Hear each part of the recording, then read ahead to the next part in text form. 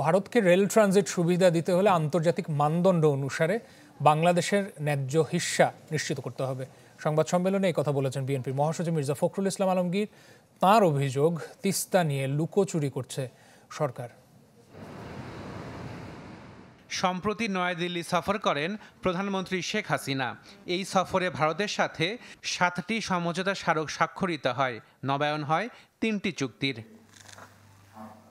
এই সফরে সমঝোতা স্মারক নিয়ে প্রতিক্রিয়া জানাতে গুলশানের চেয়ারপারসনের কার্যালয়ে সংবাদ সম্মেলন করে বিএনপি।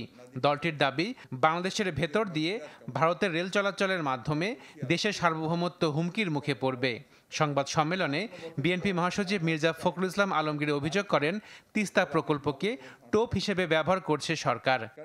ভারতকে রেল ট্রানজিট সুবিধা দিতে হলে আন্তর্জাতিক মানদণ্ড অনুসারে বাংলাদেশের ন্যায্য হিস্সা নিশ্চিত করতে হবে। প্রয়োজনের সময় বাংলাদেশ ভূখণ্ডকে ভারতের সামরিক ও বেসামরিক পণ্য পরিবহনের জন্য কৌশলগতভাবে অত্যন্ত গুরুত্বপূর্ণ চিকেন নেককে বাইপাস করে ব্যবহার করার সুদূর প্রসারী মহাপরিকল্পনা থেকেই এসব সমঝোতা চুক্তি করা হয়েছে বলে আমরা মনে করি।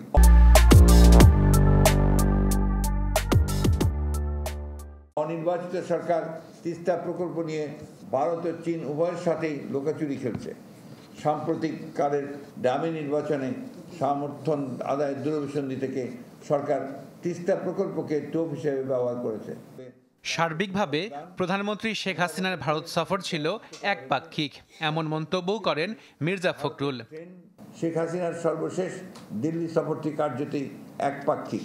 এ সফরে স্বাক্ষরিত সমঝোতা কিংবা চুক্তি বাংলাদেশের ন্যূনতম স্বার্থ সুনিশ্চিত করে না।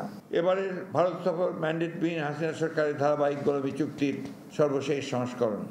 এই চুক্তি দেশ তথা দেশের মানুষের কল্যাণে নয়, কেবলমাত্র আওয়ামী লীগের অবৈধ রাষ্ট্র ক্ষমতার মেয়াদ বৃদ্ধির নজরানা মাত্র। এ সময় ভারতের সাথে স্বাক্ষরিত সকল চুক্তি প্রকাশের দাবি জানান মির্জা ফখরুল। এই সকল দেশ বিরোধী চুক্তি অথবা সমঝোতা প্রত্যাখ্যান করছে। আশিক প্রিন্স, চ্যানেল 24, ঢাকা।